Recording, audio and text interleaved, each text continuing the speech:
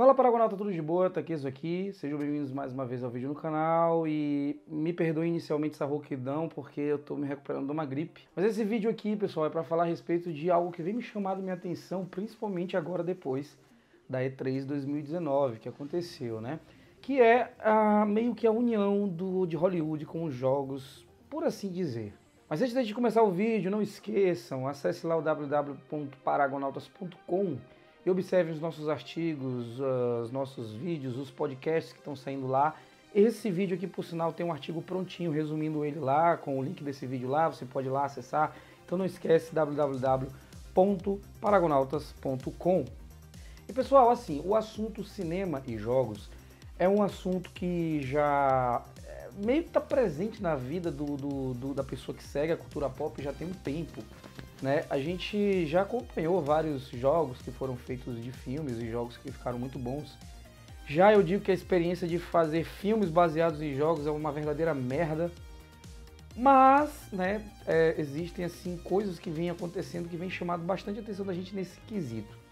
Na década de 90, por sinal, era muito comum ser feito jogos de filmes famosos, de filmes que fizeram sucesso. Como, por exemplo, a Disney mesmo sempre fazia um jogo para as plataformas do Mega Drive e do Super Nintendo de seus filmes. Nós temos, por exemplo, Aladdin, Rei Leão, que são ótimos jogos. Temos a Turma do Pateta do SNES, que foi um dos jogos que eu mais joguei quando era criança, entre outros. Mas quando a gente fala de filmes mesmo, assim, com atores e tal, a gente tem os filmes de ação. A gente tem jogos por exemplo, Exterminador do Futuro, o jogo do Demolidor, aquele filme com Wesley Snipes e o Sylvester Stallone, tem jogo do Rambo, tem jogo de tudo. Então, na década de 90 era meio comum uma grande produtora de cinema chamar uma desenvolvedora de jogos para fazer um jogo do seu filme para poder secar a teta da vaca até a última gota e arrancar o último centavo da produção daquele filme, até porque, né, não é só de bilheteria que vivem os filmes, isso é um fato. Mas e quando as coisas acontecem de forma inversa? Quando os games é que vão atrás de Hollywood para complementar o trabalho?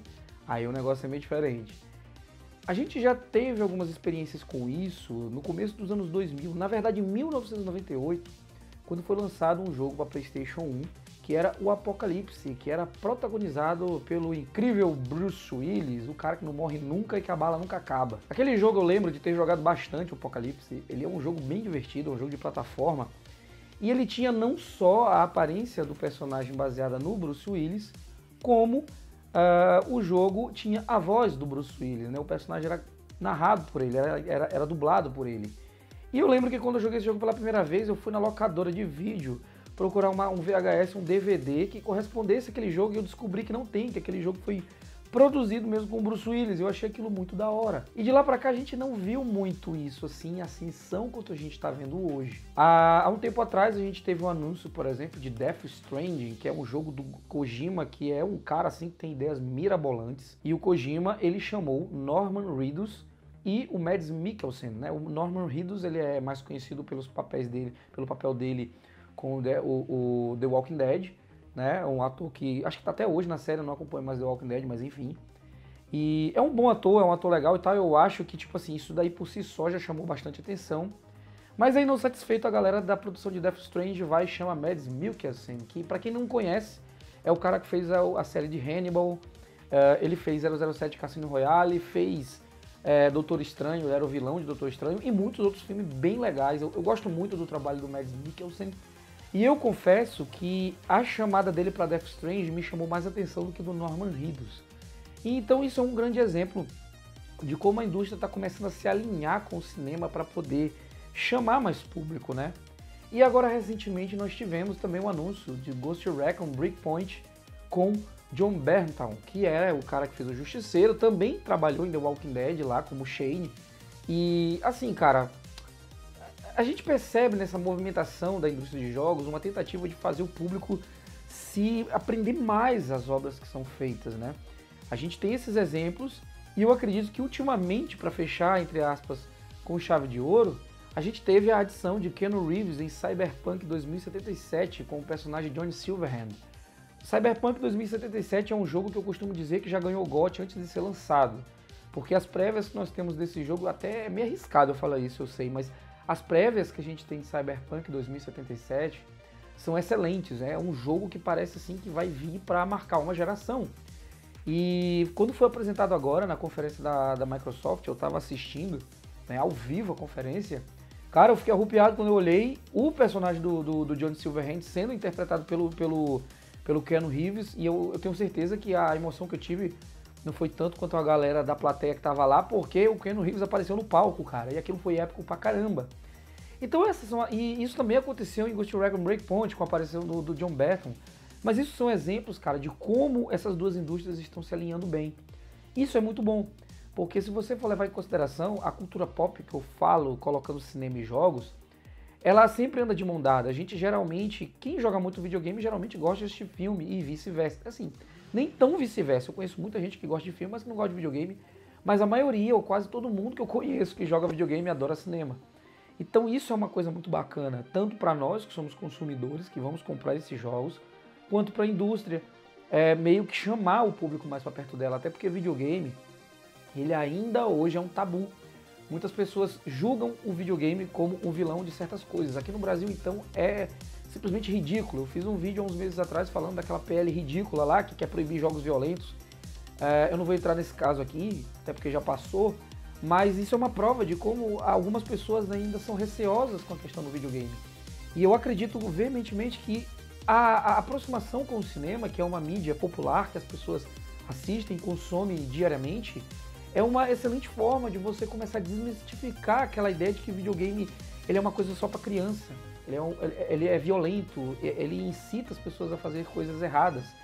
Eu mesmo, já como jogador, como uma pessoa que gosta de videogames, considero o videogame como uma obra de arte, assim como eu considero o cinema uma obra de arte.